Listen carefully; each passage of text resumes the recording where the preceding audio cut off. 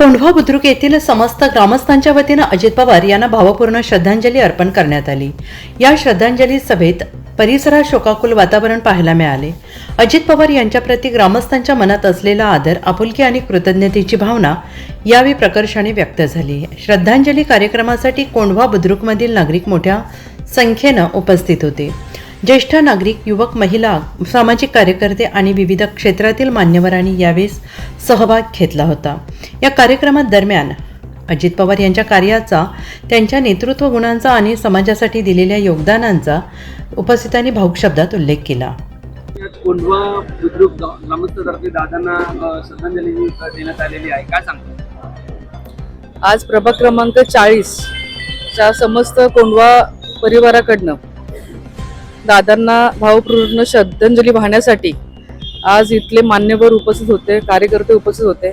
मी सर्वांचे आभार मानते। दादांवरचं प्रेम, दादांचा आदर्श डोळ्यासमोर ठेवून आज या ठिकाणी सर्वच जण दादांनी जे काही कामं केलेली आहेत किंवा दादा काय होते हे अख्ख्या महाराष्ट्राने पाहिलेलं आहे।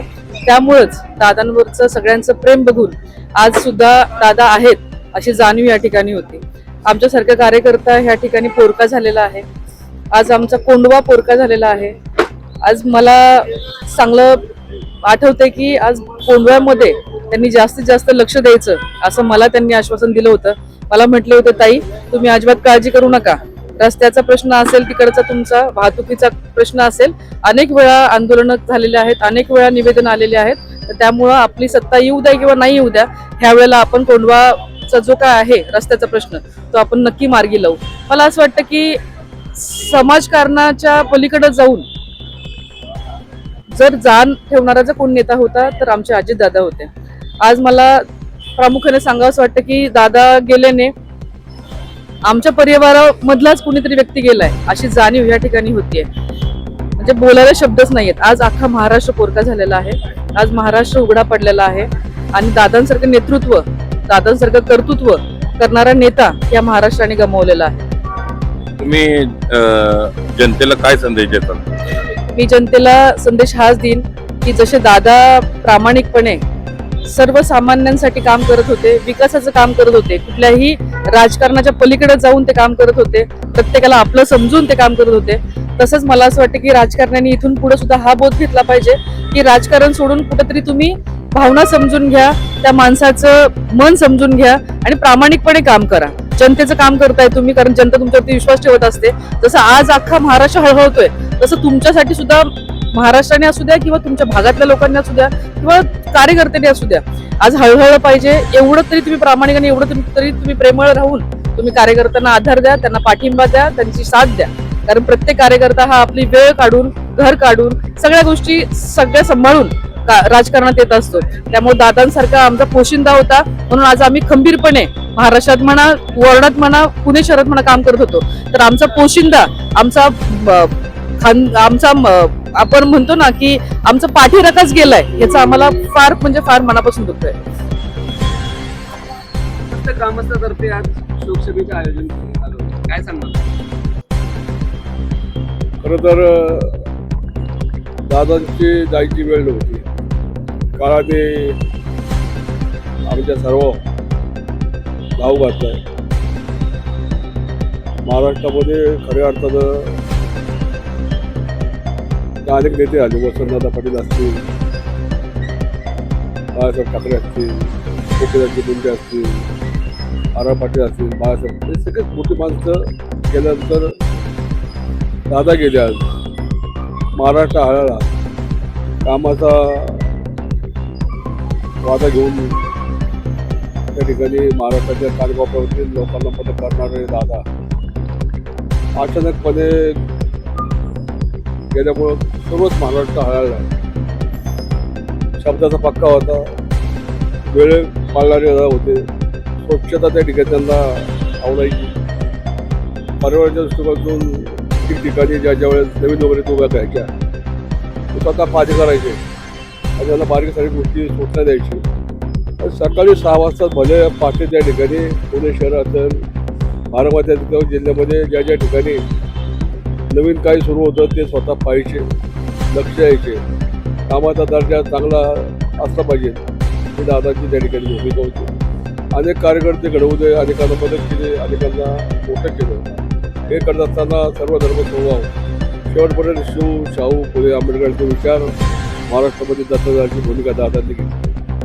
असे दादा गेल्यामुळं सर्व आपल्या घरातला कर्ता करून गेला आहे असं महाराष्ट्रातील सर्व माता भगिनी असतील, तरुण कार्यकर्ते असतील, ज्येष्ठ देखील ते काही हळहळले. खरं तर मला आठवतं गेल्या वर्षी 24 एप्रिलला आमच्या पुरंदरला माझ्या वसंतदादा पाटील प्रतिष्ठान संस्थेच्या वतीनं आदर्श कार्यकर्त्यांना आदर्श सरपंच पुरस्कार आम्ही देत असतो.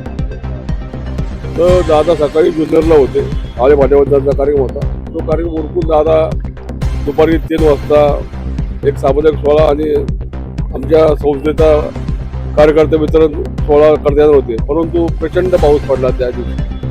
आणि पाऊस असल्यानंतर हेलिकॉप्टर काही येता येणार, त्यांनी जाहीर सभेत सांगितलं आणि नंतर ऑन द वे मला फोन केला, म्हणजे कार्यक्रम तुम्ही करून घ्या. पुण्यात आल्यानंतर मी परत एकदा यांना पुरस्कार दिला आहे, त्या सगळ्या लोकांना बोलवा, त्यांचा आपण सन्मान करू. 8 दिवसांनी त्यांचा फोन आला, मी सर्किट हाऊसला आहे, इतक्याच वाजता तुम्ही या.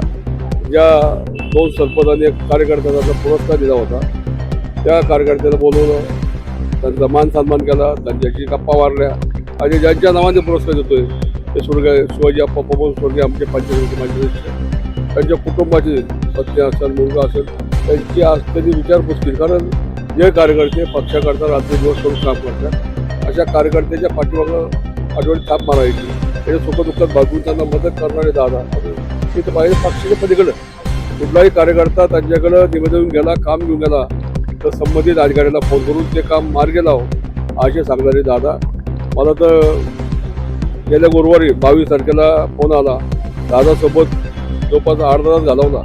माझ्या विनंतीला मान देऊन ते आमच्या सासवडच्या पक्षकार्यात आले आणि जवळपास 5 मिनिट थांबतो म्हणजे दादा 40 मिनिटं थांबलो. जिल्हा परिषद यांना आम्ही उमेदवार दिली, राष्ट्रवादी काँग्रेसकडनं पुरंदरमध्ये पंचायत समितीला उमेदवार दिली. अशा लोकांबरोबर फोटो काढले, चर्चा केली, कामाला लागा, चांगलं काम करा. मी 1 किंवा 2 तारखेला सभेला येईल असं सांगितलं होतं, परंतु दुर्दैव या ठिकाणी. आणि 27 तारखेला ज्या दिवशी माघार होती त्या दिवशी दादांचा मला 27 तारखेला फोन आला, माझ्याशी 2 मिनिटं बोलले आणि 28ला सकाळी ज्यावेळेस कळलं इतकं हळहळलो, शेवटी महाराष्ट्रातील जनता हळहळली. असा एक खऱ्या अर्थानं लोह पुरुष, ताकदीचा माणूस, गोरगरिबांचा काय वरू, शेतकऱ्यांना खऱ्या अर्थानं मदत करणारा, कष्टकरी असेल, लाडक्या बहिणी असतील, त्या सगळ्यांना मदत करणारा एक पालक म्हणून आम्ही सगळे दादाकडे पाहिजो. असा आदर्श आमचा नेता गेल्यामुळे निश्चितपणे आम्ही सगळंच दुःख, प्रचंड मोठी हानी महाराष्ट्राची झालेली, न भरून होणारं नुकसान देखील झाले. अशा नेत्याला आम्ही सगळेच कोल्हापूर ग्रामस्थ, कारण कोल्हापूर गावामध्ये दादा अनेकदा आले. माझी जे या भागामध्ये वसंतदादा पाटील प्रतिष्ठान संस्था आहे ती केवळ आणि केवळ दादांच्यामुळे आज उभी आहे. दादांच्या सहकार्यामुळे, दादांच्या प्रेमामुळे, त्यांच्या आशीर्वादामुळे आमच्यासारखे कार्यकर्ते पुणे जिल्ह्यामध्ये आज ताटमाने काम करतात. जिल्हा परिषदचं मानाचं अध्यक्षपद त्यांनी मला देत असताना त्यांच्यामुळं आमची जिल्ह्यामध्ये ओळख आहे, त्यांच्यामुळे आम्ही आहोत याची मला जाण आहे, कल्पना आहे. आणि आम्ही शेवटपर्यंत, आता राजकारणाचा आमचा विषय थांबला आहे, परंतु अजितदादांनी महाराष्ट्राकडे जे विचार दिले, जी दिशा दिली, ते दादांचे विचार तळागाळात पोहोचवण्याची जबाबदारी रोज भविष्यात काम करणार. दादांना काम कोल्हापूर ग्रामस्थांच्या वतीनं भावपूर्ण आदरांजली. धन्यवाद. दादा, एक प्रश्न आणि उपमुख्यमंत्री पदाची नरेंद्रताई पवार यांनी शपथ घेतली, त्यानंतर त्या शपथविधीला शरद पवार किंवा सुप्रियाताई पक्षाने निर्णय घेतलाय, ही सगळीच मोठी माणसं आहेत. शेवटी काय, शेवटी सगळ्या गोष्टी अशा घडलेल्या आहेत. शेवटी हे सगळं कुटुंबच आहे एकत्र, भविष्यात ते एकत्र राहतील. सगळ्या महाराष्ट्रातील कार्यकर्त्यांची इच्छा आहे सगळ्यांनी एक होऊन काम केलं पाहिजे आणि अशा पद्धतीने शेतकऱ्यांना सगळ्यांनी पाठिंबा दिला पाहिजे. दादांचे विचार पूर्ण भविष्यात घेतील, राष्ट्रवादी काँग्रेसला मदत करतील. त्यामुळं मी ह्याच्यात शेवटी कुटुंब त्यांचं मी पाहिलं, त्यांचे सगळ्यांबरोबर काम केलं आहे. त्यामुळे ते सगळे भविष्यामध्ये एकत्र येऊन परत एकदा महाराष्ट्रामध्ये त्या ठिकाणी चांगले काम करतील अशी अपेक्षा आहे. आणि आता तुम्ही आपल्या जे राष्ट्रवादीचे कार्यकर्ते आहेत त्यांना तुम्ही काय संदेश द्याल आत्ताच्या घडीला? दादांचे विचार जे तळागाळामध्ये यांनी काम केले, अशा लोकांना मदत करणे, दादाचे विचार लोकांच्यापर्यंत पोहोचवणे असा त्या ठिकाणी सगळे कार्यकर्ते काम करून दादांकडे पाहून आपण काम करा. समाजात आपण काय देणं लागतं, समाजाकरता काम करा. दुर्लक्षित वंचित जे लोक आहेत, अशा कष्टकरी लोक आहेत, अशांना मदत करा. या निमित्तानं मी सगळ्या तरुण कार्यकर्त्यांना संदेश देतो.